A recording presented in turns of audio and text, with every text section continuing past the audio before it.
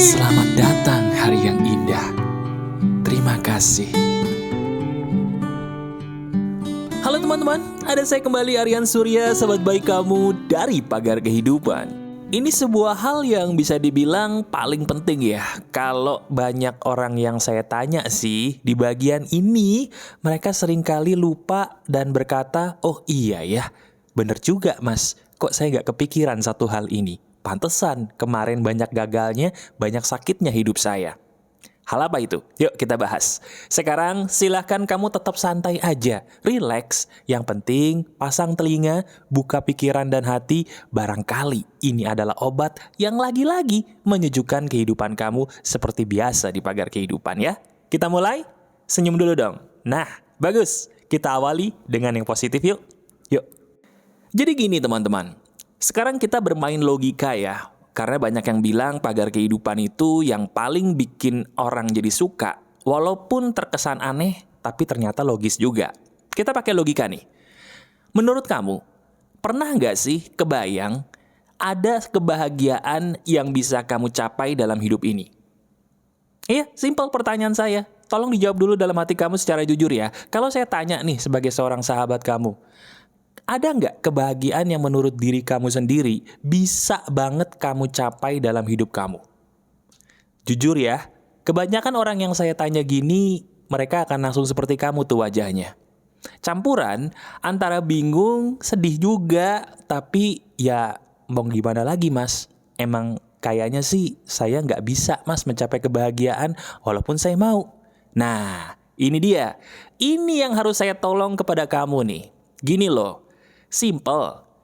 Kamu tahu apa yang membuat kamu jadi susah bahagia dan tidak gampang mencapai sukses? Bukan karena kamu jelek, bukan karena diri kamu mohon maaf belum kaya, bukan karena lulusan SD, SMP, SMA, S1, S2, S3, S-Kopior, bukan. Tapi karena satu hal, diri kamu lupa dengan bandara kehidupan kamu. Loh, apalagi ini mas? Iya, kita ibarat kata ini seperti sebuah pesawat terbang. Pesawat terbang tuh setinggi apapun terbangnya pasti ujung-ujungnya sadar nggak sih kembali lagi ke bandaranya. Bener nggak? Nah sekarang saya tanya, bagaimana rupa dari bandara kehidupan kamu? Bingung? Ini dia nih. Bandara kehidupan itu maksud saya adalah tempat di mana kembalinya kamu merasa pulang dalam hidup.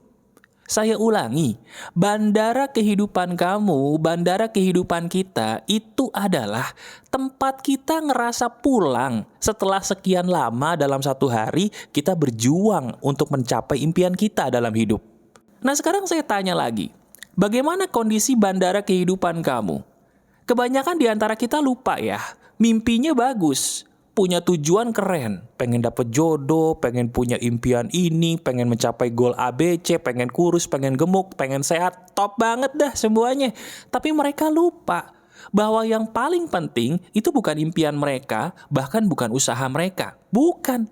Yang paling penting itu setelah kamu ngerasa pulang ke rumah, pulang dalam hidup kamu, orang-orang sekitarmu masih mendukungmu gak?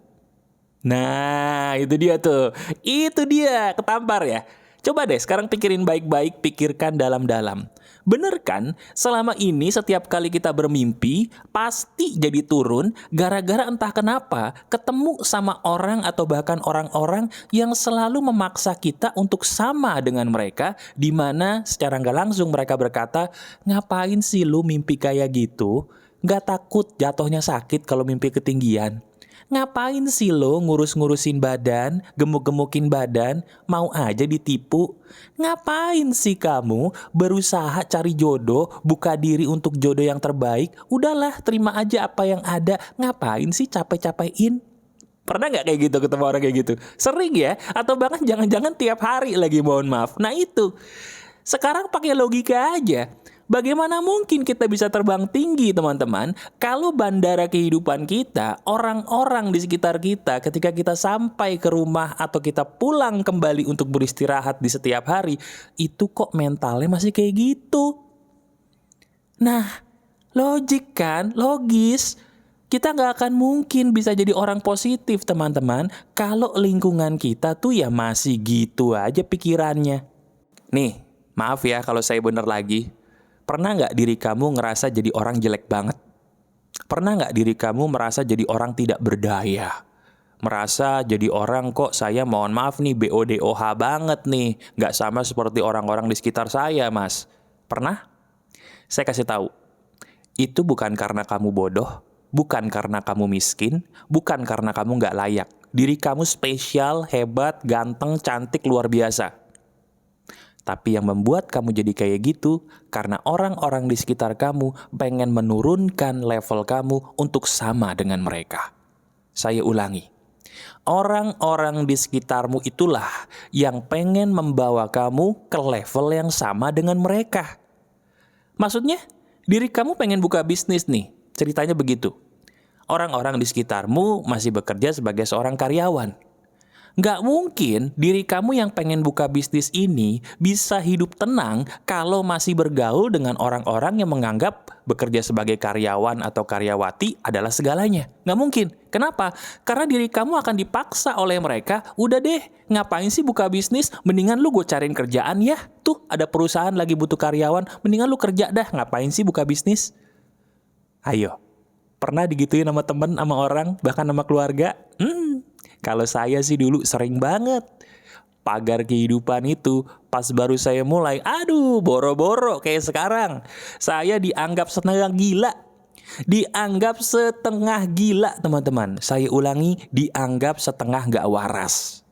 Bener, setengah gak waras. Nah bagaimana dengan kamu? Pernah dianggap setengah gila atau setengah gak waras? Atau jangan-jangan bukan setengah lagi mas, dianggap sangat tidak waras? Pernah sampai sakit hati? Tenang, senyum dulu dong ya. Karena saya sebagai sahabat kamu yang rutin kamu tonton atau nggak sengaja kamu tonton ini, juga dulu sering banget di posisi kayak kamu.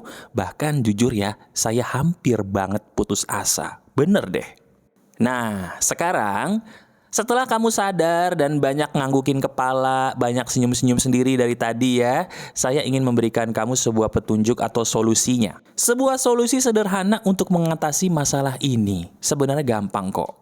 Dengerin ya, kamu tuh mimpi harus setinggi mungkin, gak apa-apa kalau menurut hukum pagar kehidupan. Bermimpilah setinggi mungkin.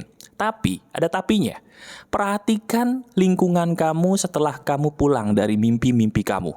Saya ulangi, bermimpilah setinggi mungkin. Itu boleh banget. Tapi perhatikan, setelah kamu mengejar mimpi kamu, lingkungan seperti apa yang kamu hadapi? Teman-temannya, keluarga kamu, orang-orangnya, seperti apa?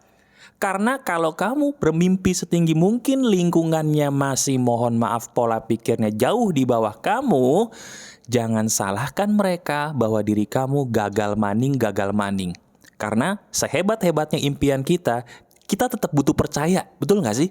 Saya ulangin, setinggi-tingginya impian kamu, bener kan? Kamu tetap butuh percaya bahwa kamu tuh bisa. Nah, gimana caranya bisa kita tetap percaya coba? Kalau lingkungan kita aja, setiap kali kita ajak ngobrol, pandangannya, obrolannya, langsung membuat kita ngerasa, kayaknya enggak deh mas, impian saya terlalu tinggi. Kayaknya emang aku beneran gak layak deh. Mereka bener deh kayaknya mas, aku salah. Gak akan mungkin kamu bisa terbang kalau lingkungannya masih memaksa kamu untuk turun dari mimpi kamu. Bener nggak? Renungkan deh. Nah, udah makin sadar ya? Bagus. Sekarang saya akan ngasih sebuah petunjuk atau solusi sederhana. Beberapa bisa langsung kamu lakukan ya. Yang pertama, kalau memang orang-orang yang membuat kamu tidak bisa bermimpi tinggi adalah orang terdekat atau keluarga, saya tekankan, jangan putuskan hubungan kamu dengan mereka. Saya ulangi, jangan putuskan hubungan kamu dengan mereka. No, tidak boleh. Tapi, ada tapinya. Kamu menjauh dari mereka sebagai pribadi yang mandiri. Saya ulangi, menjauhlah dari mereka sebagai pribadi yang mandiri. Artinya apa? Kalau kamu udah punya KTP, berarti kan udah gede. Udahlah, kamu ngekos aja. Hiduplah mandiri, kejarlah mimpimu. Saya ulangi, kalau udah punya KTP, kamu udah gede. Jangan nempel sama orang tua mulu, keluarga mulu. Merantaulah atau ngekoslah yang deket rumah, gak apa-apa. Yang penting kamu bangun kepercayaan diri kamu di lingkungan yang netral, menjauh dari mereka. Bisa? Bisa kalau kamu mau dan tidak cengeng. Pertanyaannya, mau gak? Atau banyak nanya tapi belum nyoba? Ups, renungkan. Nah, kalau orang yang jadi toksik itu adalah, maaf nih mas, bukan orang tua, tapi pasangan saya yang sudah saya nikahin. Gimana tuh mas? Kan nggak mungkin juga saya ngekos gitu kan? Ngapain juga saya ngekos? Nanti suami atau istri saya nanya, lu ngapain pergi? Nggak suka sama gue? Wah, bisa perang dunia keempat itu, ya nggak? Ya kan, cengar-cengir kan? Kalau pasangan resmimu yang ternyata tidak mendukungmu, gampang kok. Kamu cari sebuah tempat di mana di situ kamu bisa berkarya. Tempat, ingat ya, tempat itu tidak melulu harus berbentuk gedung. Saya saranin pergi ke alam bebas. Bisa pantai, bisa gunung, bisa hutan, atau ya bisa juga kamu membuat sebuah tempat yang bisa membuat kamu menyendiri dari pasanganmu secara kusuk. Ya, bisa dimanapun, bisa kamu buat kamar sendiri di rumahmu, atau kamu bikin sebuah tempat di rumahmu yang bisa bikin kamu mungkin sambil menikmati rokok atau kopi, atau kamu menikmati pagar kehidupan tapi nggak mau diganggu. Berikan diri kamu me time, bahasa gampangnya. Semakin kamu banyak me time, semakin kamu tenang dan damai. Setelah itu, jangan lupakan untuk selalu dekat dengan alam. Itu kalau kamu yang toksik adalah pasangan resmimu. Bawa impian kamu, berikan itu semua ke pasanganmu. Lama-kelamaan pasanganmu paham bahwa ternyata impianmu bisa kamu capai. Jadi, banyakin me time kalau yang toksik adalah pasangan resmimu. Bisa? Bisa.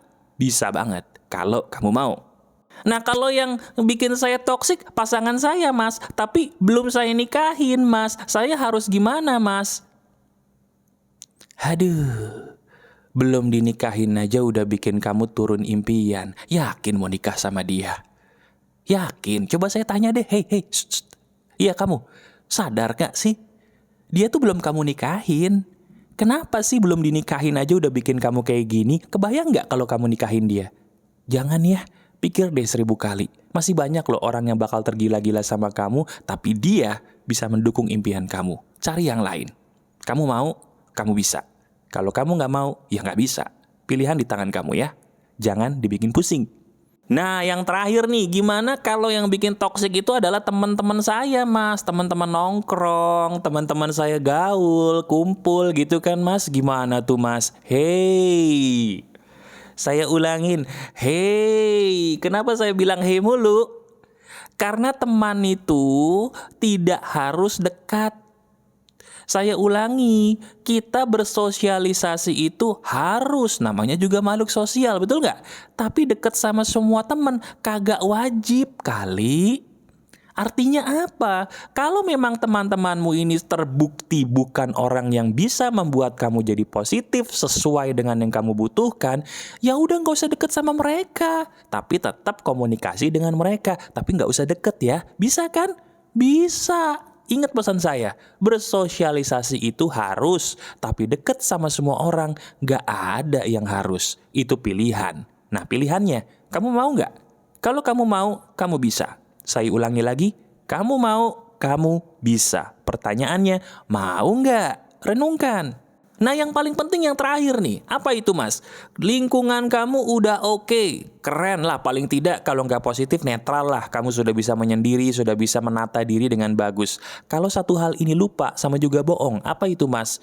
Perhatikanlah video apa, konten apa yang paling sering kamu plototin. Woi, saya ulangin lagi woi.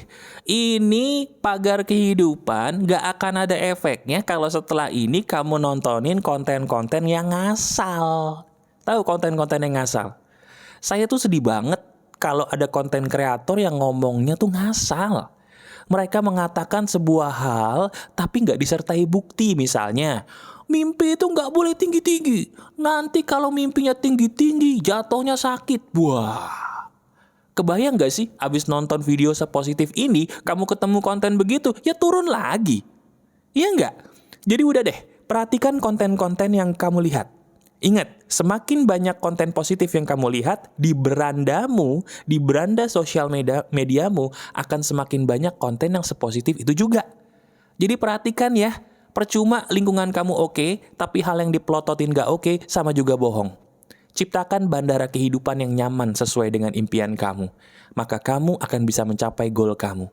Goal itu butuh keyakinan. Dan keyakinan itu butuh lingkungan yang baik yang bisa membuat kamu selalu percaya bahwa kamu layak dan bisa mencapai apa yang kamu impikan. Coba pikirin deh, ini masuk akal nggak? Halo? Ini masuk akal? Masuk akal banget? Kalau ini masuk akal banget, kamu tuliskan di komentar, terima kasih mas, ini sangat masuk akal bagi saya. Nanti saya berikan hati ya. Kalau kamu butuh curhat dengan saya, butuh ngobrol, caranya ada di deskripsi. Silakan aja kamu lihat dan kamu sentuh. Masih ada saya di sini, Aryan Surya, sahabat baik kamu selalu dari Pagar Kehidupan. Tetap keep the spirit, keep sharing, and keep loving. Bye-bye.